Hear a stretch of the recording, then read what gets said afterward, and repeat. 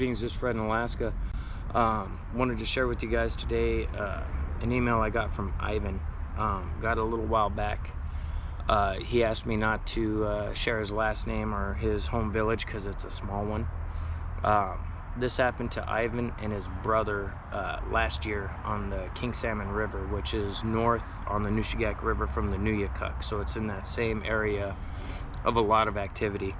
What had happened with them was they had heard a rumor from a guy about some quartz rock sticking out of the tundra in that area with gold veins in it. So they were essentially prospecting. They went all the way up as far as they could go in their skiff, a little 18-foot Lund, and they started meticulously working both sides of the bank. It's kind of a tundra-like area, similar to the still remote video I showed you guys with the berry patches and the scrub pine and the black spruce. Excuse me, very similar terrain. So they're working both sides, and they had been working slowly for a couple days, and it was the third night that they were dealing with that as they were essentially setting up a spike camp.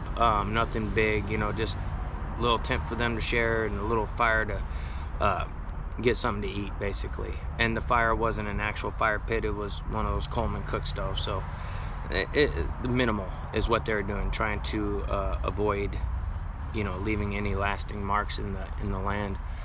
And so as they're sitting there talking, they hear a scream from across the river, and the scream caught their attention, and it sounded like a woman being murdered. And so they decide they're gonna check it out. They're guys, they're not gonna just let some woman get hurt. And as they are crossing the river and they get to the other bank, it dawns on them it could be the hairy man. But they said, nah, it sounded too much like a woman and it wasn't loud enough to be a hairy man, so let's check it out. Maybe a berry picker got snatched by a bear or something. They wanted to make sure. So they get across on the other riverbank, and they're looking around scanning, and there's only a couple small stands of black spruce, like little islands in the tundra. So they went over and scoured the areas, not seeing any sign of anything. And as they're over there, they hear splash, splash, splash in the river. And as they look back, they see a dark figure on the other side of the bank at this point run off into some other black spruce and some other little islands of bushes and stuff, and continuing on. They did not want any part of that. They realized immediately, well, shit, that's a hairy man. They're First Nations, they're well versed, they've heard plenty of stories about them. And so they got back in the skiff, went across, and started breaking down camp. And as they're breaking down camp, they get a scream from the black spruce area where they had just seen it run into, and it was very loud. And of course, it was motivation to get back to get out of there, right? So they're rolling stuff up and just quickly clamoring to get everything, and their little cook stove was still kind of hot, so they're trying to handle that without burning themselves or burning anything else. And as they're doing this, a second scream happens, but it was Ivan said it sounded like it was screaming up into the air and not directly at them. And he thought that was odd. It caught his attention.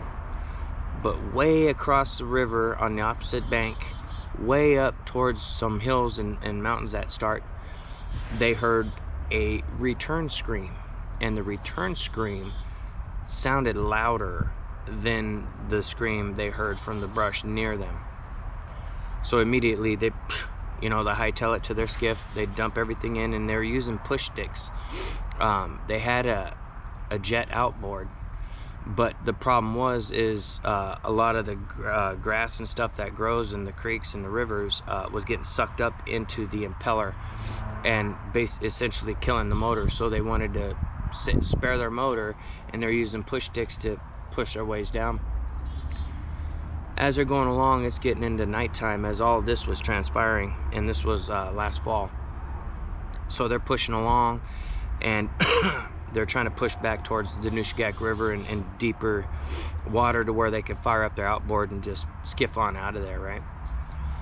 So as they're pushing along, their heads on a swivel, both of them, Ivan and his younger brother, they just kept looking around, looking for movement. You know, they had their rifles, they had protection.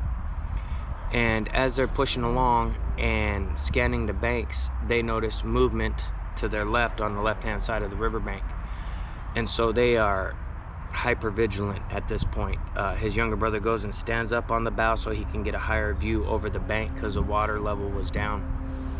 And as he's looking over the bank, he signals back to Ivan, pointing, you know, and he says, two of them.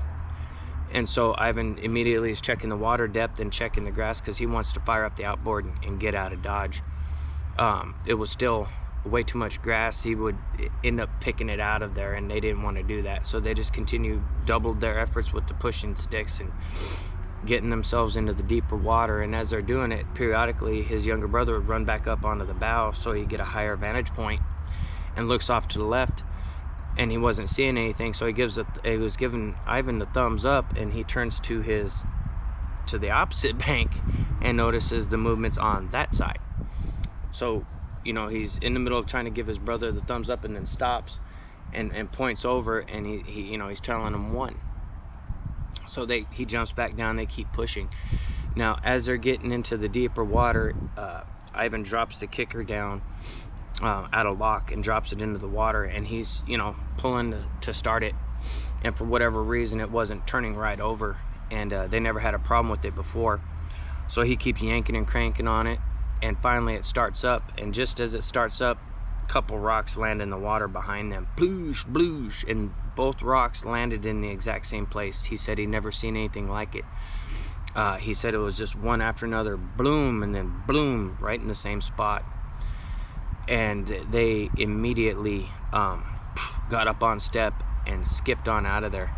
And he said when they came out of the King Salmon River onto the Nushagak, they were turning to head south on the Nushagak towards Nuyakuk River, Kalignik, and what have you downriver.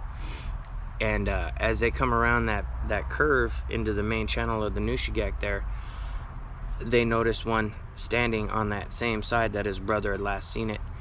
And they said when it was standing there, it would do a squat, stand up, and move back and forth. And that is eerily similar to a night at Harris Creek where a couple of my relatives had dealt with something very, very similar, doing that same thing, squat down, stand up, rock back and forth.